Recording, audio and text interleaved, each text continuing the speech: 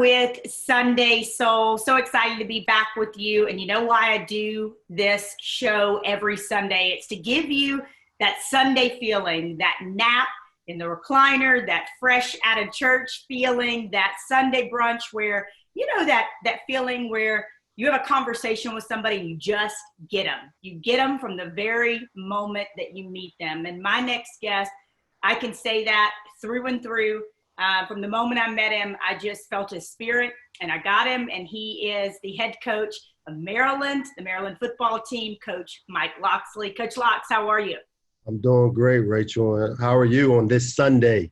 Yes. I like that. I kind of like the vibe with it. I was sitting here when I heard you describing this show, kind of put me back into that mindset and got me out of the everyday grind of trying to figure out COVID and run a football team. So I'm looking forward to doing it. I was just telling your amazing assistant, she's awesome. I was like, something that helps me stay grounded during this time when I start to feel overwhelmed, Coach, is I say, Rachel, everybody in the world is in this same storm. We may not be in the same boat, but we're in the same storm. Nobody has a leg up. Nobody's going, I got it. I've been here before. How are you? What's that self-talk? Because so much of what you do, and we're going to get into it with Maximize, and what I do and being a part of your program is that self-talk. How does Coach Locks talk to himself and motivate himself during these uncertain times? You know, it really starts with what you just kind of talked about.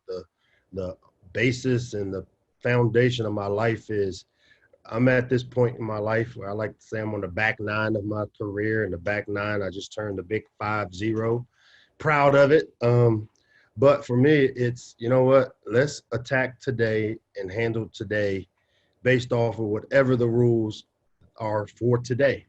Because, again, as a coach, when you're in charge of 120 kids and 30 staff members and you got a family at home, trying to, you know, navigate the uncertainty that goes along with where we are as a society, not knowing what tomorrow brings, the different rules that come along with as we get more information on whether it's COVID or the social injustices and things that are going on.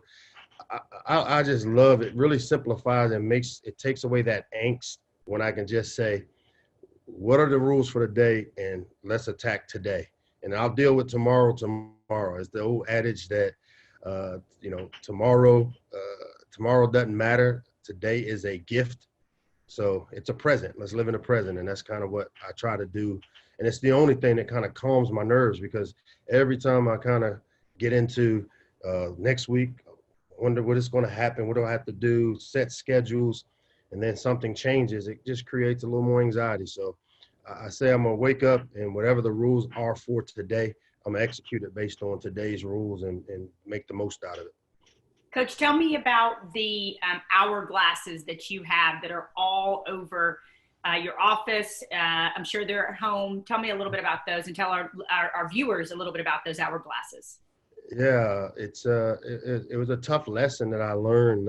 I was one of those guys that you and I would be doing this Zoom right now, and I would be thinking about 30 minutes from now, and I've got a team meeting and I've got to write notes down. And so I would be probably not as in tune to just this conversation and completely into it. And I call it the lack of respect for time.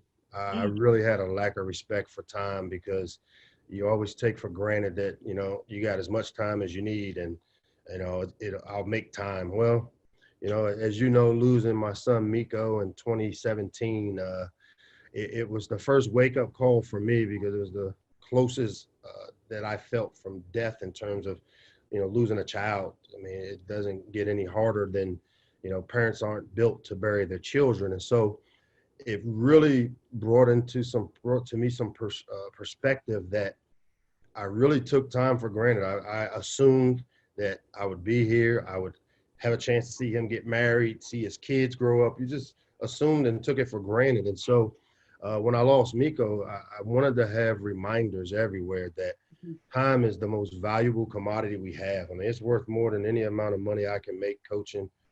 It's worth any amount of valuables I have.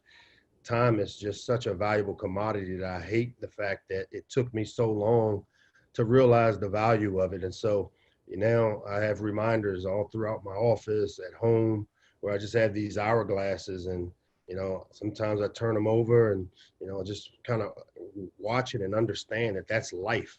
Every day you better live it to your fullest. You better maximize every single second of the day. Whatever conversation, whatever you're doing at that time, be fully engaged in it and embrace it and love it, cherish it, because it's not a guarantee. And it took me losing Meek to realize that the value of it. And so I just have reminders of it around. So that's what the hourglasses are all about for me. What do you, now, you know my story, but as somebody, I haven't lost a child because I don't have children yet, but I've lost two parents and an inordinate amount of people in the past 5-7 years, just grief upon grief. I have my own thoughts, but I'm curious what you wish people knew about grief. Oh man, I think the first thing is that everybody does it in their own kind of way. Mm-hmm. For some reason, we have this thought or belief that everybody goes through the same emotions. And I even look at the small sample size of my family. I have 3 other kids, myself, my wife, and how each of us managed and continue to manage and deal with the loss of a brother, a sibling, or a child for Kia and I. Mm-hmm. And everybody does it in their own kind of way, and it's no one-stop fix for it. And everybody gets through it in their own time, mm-hmm. and they deal with it. For me, it was go back to work the next day, because it was a safe haven for Kia. It was volunteering at a juvenile facility where she taught yoga down in Tuscaloosa every Tuesday, because it was a Tuesday, or when we found out, per se. For Kai, it's dedicating his senior year, and when he was National Player of the Year in junior college that year that he passed. And for Corey, I think it was just even she dealt with the injuries of back-to-back ACLs, and knowing that never give up, because Meek wouldn't. And so we all used it, and we all had to deal with it in our own individual way. And as a parent, you want to just make everybody happy. And as the father and the leader of the family, I wanted to try to be there for each and every one of them. But we each had to learn and to deal with it, and how to come to grips with it in our own special way. Coach, I feel like one of the lessons I've learned is, and I try to tell people this, I feel like people around you don't want to upset you. So then they don't talk about your person, right? And they don't want to make you cry or make you upset. And I have to, it's almost like I'm screaming up and down in my soul, I want to talk about my mom. I want to talk about my dad, because if I don't talk about them, their memories die, their spirit dies. Let's talk about them. Do you feel that same way, or do you feel differently with your son, Miko? No, so he's always at the forefront of my thoughts. I use him in examples with our team, and I talk about him quite a bit. I got my phone right here, and as soon as my phone cuts on, I got a picture of him smiling. So it's almost like sometimes when I look at it, it's like I almost lose a breath, because I'm like, it hits me that he's not here. So he's always at the forefront of my thoughts. And so me talking about it and me dealing with it, this is how I heal. And I'm not afraid to talk about it with my team. And, obviously here at Maryland, we dealt with our own tragedy where the year before I took over, they lost a brother, Jordan McNair, who passed away here. And so we all kind of have forged this relationship through the tragedies that we faced to create and continue to develop this tightness, this closeness that you need to have if you want to have a successful football family. So talking about it for me is, like you said, it's healing. I do know that people probably get uncomfortable, or if all of a sudden, if his name comes up, they look to see kind of, and I do my crying at night by myself, and I find my time to deal with it when I do have a bad day.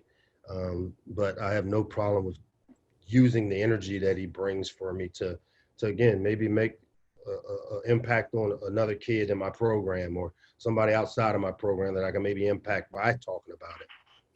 But that's the thing. You just hit the nail on the head. You're normalizing young men in your program and young women being able to show their emotions. And, with my movement, obviously visiting with you in Maryland, and then the first time we met whenever I was at Alabama, you normalizing it and saying, hey, guys, kings, it's okay to grieve. It's okay to show it. It's okay to talk about it. That's taking off the proverbial mask. That's destroying this idea of false masculinity. So you are a coach. You don't know. You'll never know, probably until you get to heaven, what young man you truly, truly, truly, like the depth and breadth of it that you have impacted just by being vulnerable. Right. No, that's that I've not looked at it this way, but hearing you and have heard your talk on a couple of different occasions at Bama and then bringing you here to Maryland definitely shines the light on it, that it's okay. And I think being vulnerable is a great aspect of leadership.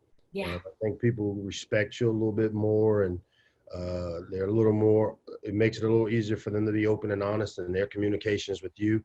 I'm huge on being transparent, sometimes to a fault where, I don't like to kind of BS. I kind of want to rip the Band-Aid off and let's get to the root of the issue and the matter. And, but definitely having you come speak to our team on a couple of different occasions, I know has kind of opened up a lot of people's eyes on the masculine view of what being a man is all about. But to me, being vulnerable is part of being a man, and being able to have emotions and be in tune and in touch with them.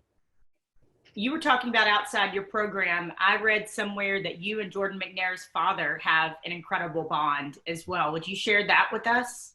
Yeah, Marty McNair, Jordan's dad. It's funny, my daughter went to high school with Jordan. They were in the same graduating class. So on signing day, when she signed with Auburn, he was signing to come to Maryland to play football. And so I've known Marty even prior to, and kind of started the recruiting process on Jordan to Maryland when he was a ninth grader. But I can remember being at Alabama, and when I heard of the tragedy of Jordan, one, that he was in the hospital, and then when he passed away, it just brought back some of those emotions, because it was literally maybe 6-7 months after Miko had passed. And something in my soul said, call Marty. And so I called Marty, and the day Jordan passed, and almost became a mentor for him in terms of what he needed to do, how he needed to go about it, burying his child. And, I shared with him the emotions that, it was like an out-of-body experience with me being at the funeral. I just remember so many people coming up, but I don't remember faces. I just kind of saw almost like a blank people, like I was in a whole nother world. And then when I got home, I just broke down, and it was a couple of days before I could even pull myself up. And I explained that to him and told him what I went through, and used my experiences to maybe help his experience. And, he and I are great buddies. My wife, Kia, actually just joined their foundation, the Jordan McNair Foundation, to bring awareness to heat stroke. Marty just published a book that I wrote a little excerpt in for him. He's my cigar buddy. We kind of, we help each other. It's as I like to say, it's a terrible fraternity to be a part of, but we're making the best of it as two males that have buried children, and we've become really a lot closer because and through the tragedies that we've experienced. Hey, Coach, I would imagine you were telling me about your kids, right? And I would imagine you talked about grief and it being different for each one, but Kai and Corey and Mike Jr., I'd imagine the grief is unbearable for a sibling, right? To bury a sibling.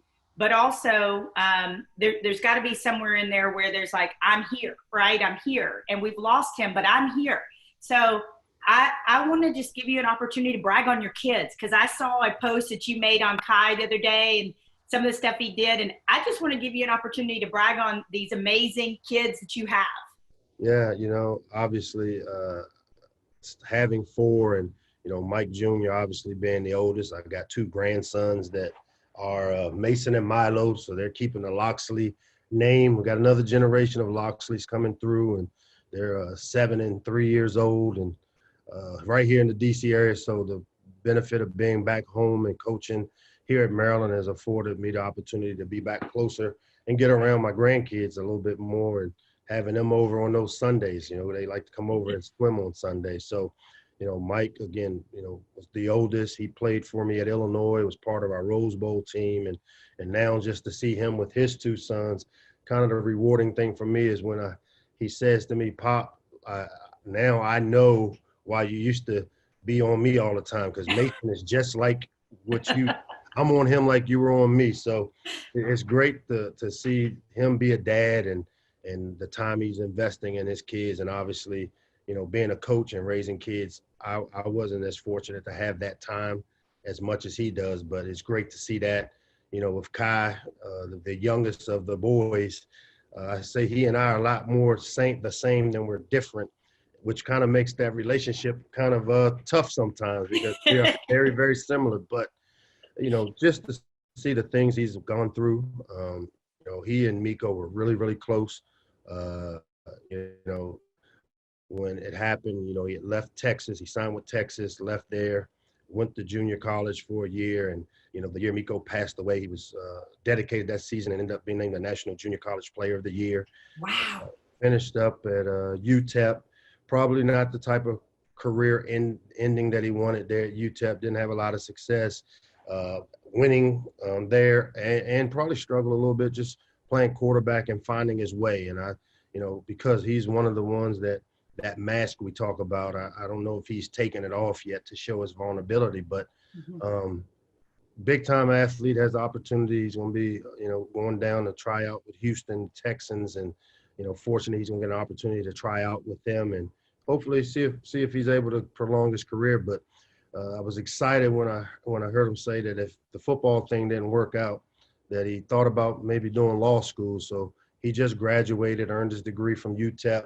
And so we threw a little graduation drive-by where people can come by, obviously with COVID, not being able to celebrate.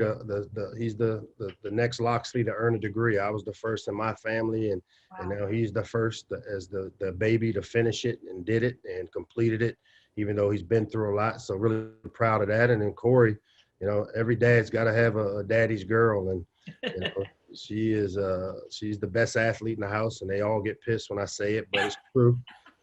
And unfortunately, she went to the other school in Alabama. I think she did it just to kind of piss me off, but no, you know, she had War Eagle, by the way. Exactly. I can only imagine that you would say that.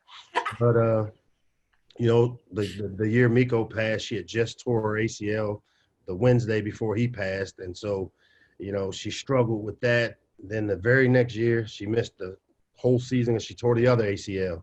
And so she missed 2 straight years, but then last year had a great year. She made it through healthy. She scored some goals.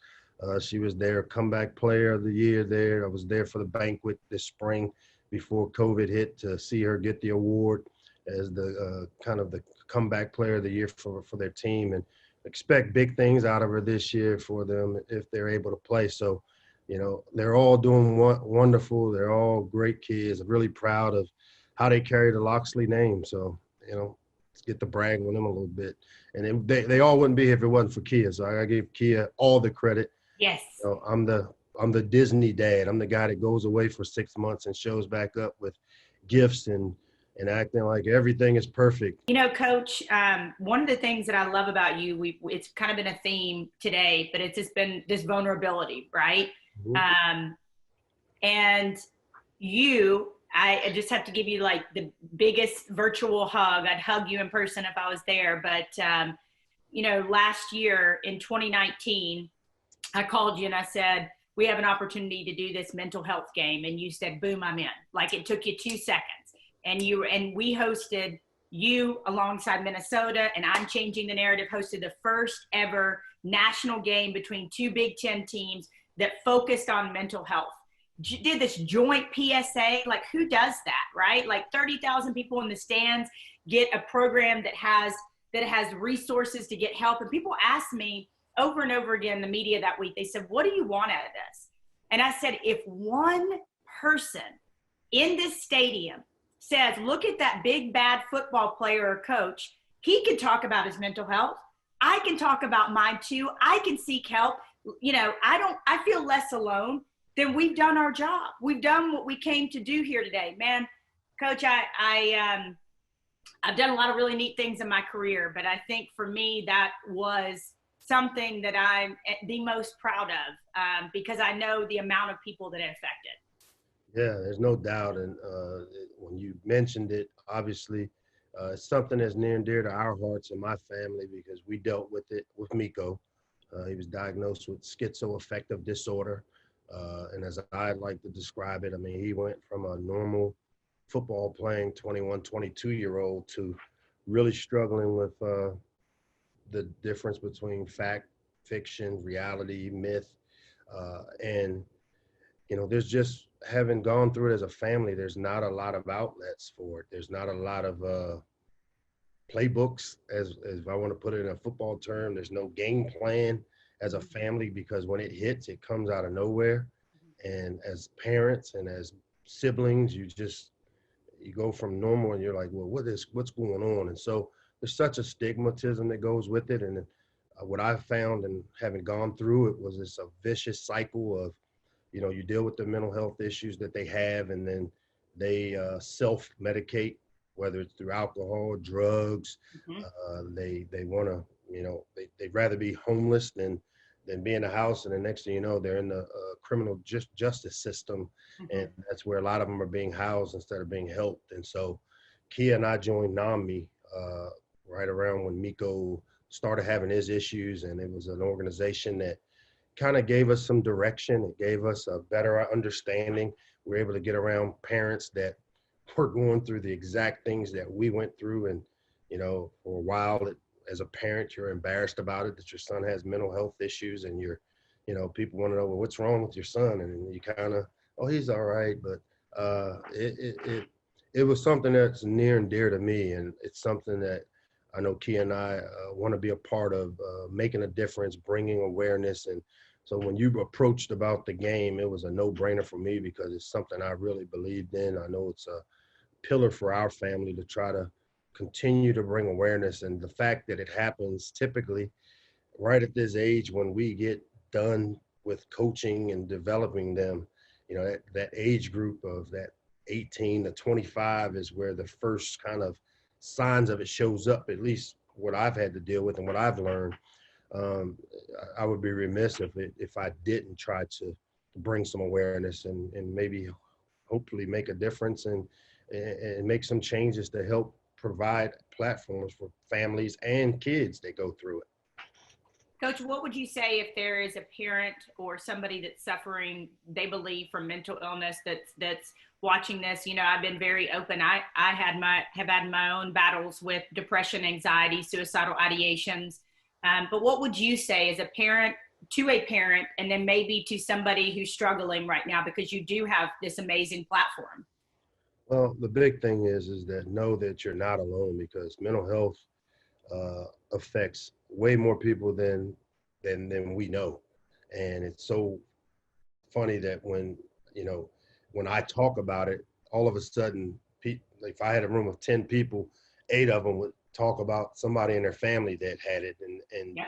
It's always the secret. And so to me, I would say, just know this, you're not alone when it comes to it, whether you're a person going through it or a parent or sibling or friend that is dealing with a friend that has it. And I would say do research as much as you can. That's why we joined NAMI, to just get more information on what it's all about. I mean, it's a disease. And unfortunately, there isn't a cure for mental illness. And so, but it can be controlled. It can be, you can work through it if you get the right help. And so I would say educate yourself on it. Reach out to some of the local chapters of whether it's NAMI or any of these organizations that are in your local areas to educate you, as well as maybe give you a game plan for how to help a friend or a child in need of help. Coach, through all this, The thing that that sustains, and it doesn't wane, and I think it's God given is joy. And you talked about football being a respite for you, football being a place, a safe place for you. I want to know what brings Coach Locksley joy.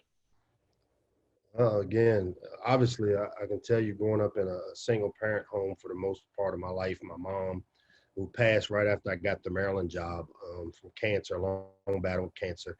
But having my family, as a kid, you always dreamed of the white picket fence and the dog and, kids and, boys and girls. And I've lived my dream. And it's all because of this brown leather ball that changed the lineage of my family.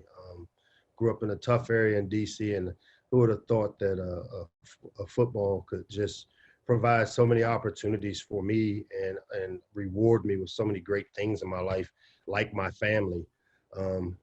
As I like to tell people, football is the one thing that loved me unconditionally. And that's why, for me, being a coach was a no-brainer.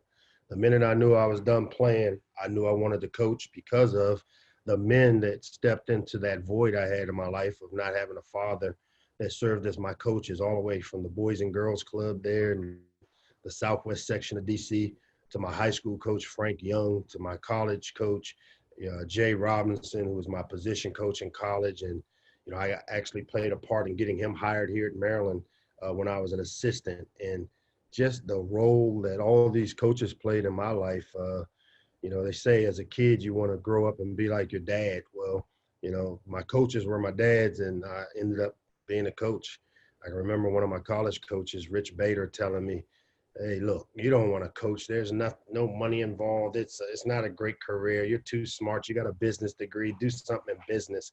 And I was like, "No, I think I know I want to coach, and this is what I think.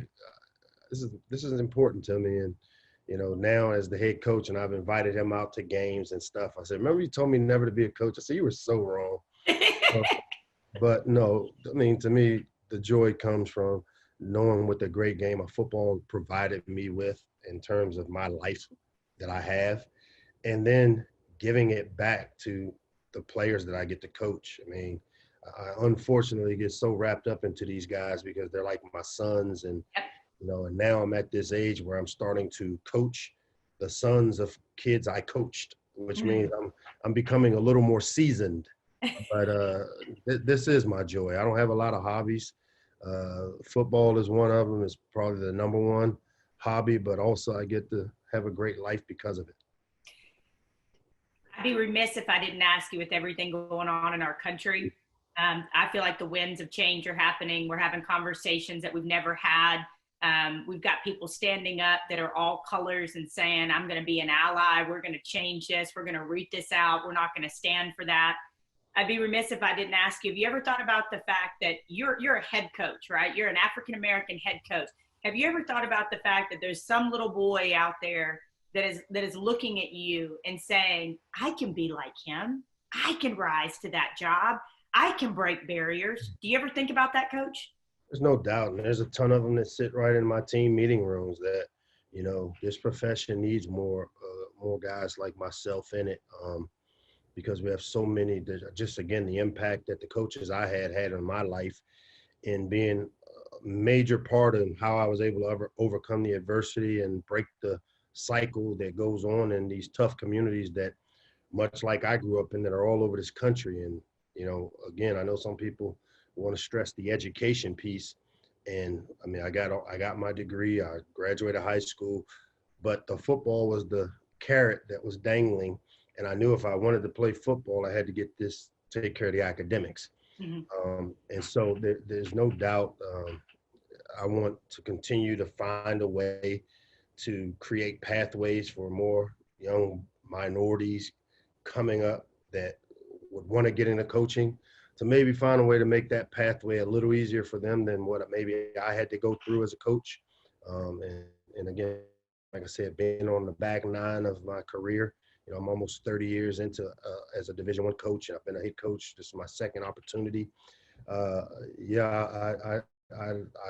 know that the platform I have and the success I'm able to have will play a huge role in opening up the pipeline and keeping the pipeline open for others, minorities that are coming up that maybe want to get into this field. And we need more guys, man. I'm getting old. I need some help. You know, and as we come to a close here, I have to tell you the story. I visited with this is a misnomer, and you talk about those communities, Coach. I think there's a false idea out there that sometimes young men in these communities that are at risk choose the life, choose to be in gangs, choose to do these things. I had a young man that asked me to wait after at a college, and he sat with me and cried, and he told me how in this community in Baton Rouge, how the gangbangers were after him and they were pressuring him, and they stalked his grandmother's house and all of these things. And the only thing that got him out was ball. The only thing he was finally able to sit down with one of the leaders, and say, hey, you know, I got this opportunity. I've got a scholarship. I'm going to go. I think it's there's this false idea of what young people choose and what chooses them and how to get out of these communities. And man, I don't feel like I'd be an accurate representative of I'm changing the narrative and a human being and a queen if I didn't say that, Coach. Yeah. You know, what I've learned is we all are products of our environment, the good and bad of it.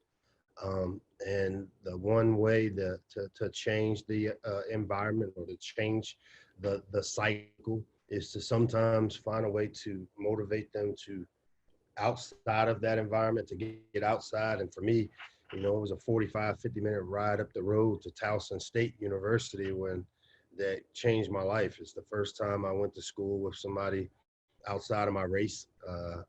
First time I had teammates that were outside of my race. And as I told people, if this world could be more like a football locker room, yes, where we all realize we're all on the same team, and we all got the same jerseys on, and we all have the respect that we are all the same, and we're fighting for the same thing. Because I know in the football locker room on 3rd and 1, when we break the huddle, nobody gives a crap about where you grew up, who you voted for, what religion you are. yes. All we want to know is, are you going to do your job with me to make sure we're successful on this play? And if we could make the world more like that football locker room, and, you know, we deal with it all the time, whether we're playing country music or rap today. Well, guess what? They'll work it out. You know, we may have to play 2 country songs and 2 rap songs, but it gets worked out. And I just think the thing that's been missing in all of this, Rach, is the word is respect. And if you respect people, and if you respect them, it really doesn't matter the differences, because you're going to have differences, whether it's opinions, whether it's beliefs, whether it's philosophies, but it starts with having respect for someone. Then a lot of these things that we've witnessed happen that have really caused these uprisings and these social injustices will probably not be happening if there was just a little bit more respect put on people's name. Man, I feel like you're taking me to church, Coach. Sunday, we got to. You know, we need this fried chicken and macaroni and cheese and some collard greens. We're good. By the way, I learned the other day, don't you ever put a can of biscuits back in the oven. I learned, somebody showed me how you take a pan, put a little butter in it, and you put the biscuits slap down in the butter, and they pop up, and then you flip them, and then you butter the others, and you ain't never gonna bake a can of biscuits again. I promise you, I've just changed your life, Coach. Just thank me later. Kia probably won't be happy you telling me this, because she's been on me this COVID period, man. She is all over me. So I may have to use the gluten-free biscuits and fake butter, organic butter without any vegan butter, something of that nature. But she working on me, Ray. She's trying to keep me around. You look good. You look good, Coach, and I get it. I get it, because I just yesterday quit. I'm doing 30 days, no processed sugar, no bread for the next 30 days. I just got a little fluffy, you know, a little fluff on me. So I was like, I gotta stop this and just reset. And that's what I think the quarantine is about. Let me ask you, last thing, Coach, before I let you go. We always say, you know, self-care is such a big part of I'm changing the narrative and being intentional. I'm curious what you, Coach Locks, are focused on for the coming week? I know you're like this. If you're maximizing your time, you're thinking about the upcoming week. You're thinking about what can I do? Who can I affect? What are you focused on this upcoming week? What are you intentional about that other people that are watching this can possibly learn from you? Well, I think the first one is obviously the phase we're in. This is the first time I'm gonna get around my team, where we literally get to put eyes on eyes and have meetings, and we get to do walkthroughs. And so I'm so excited about seeing these guys and being able to, can't hug and high five like we would like to, but I'm gonna be really intentional about really getting back to we're building a bond here at Maryland football, and it starts with, like you said, being really transparent, really open, really honest. And I can't wait to tell these guys how much I've missed being around them, how much I've missed just everything dealing with coaching. And I'm a people person, and what COVID did for me, forcing me to stay in the house and to do everything via Zoom, and it's gonna be hard not to go hug a couple of them and give them the old bro hug with the big piss. And so I'm gonna be real intentional of letting these guys know how excited I am about having them back and being able to bring a little normalcy back to what's been a really abnormal year so far. Well, Coach, thank you so much from the bottom of my heart. I got mad love for you, and appreciate you. Thank you so much, Rachel, for having me.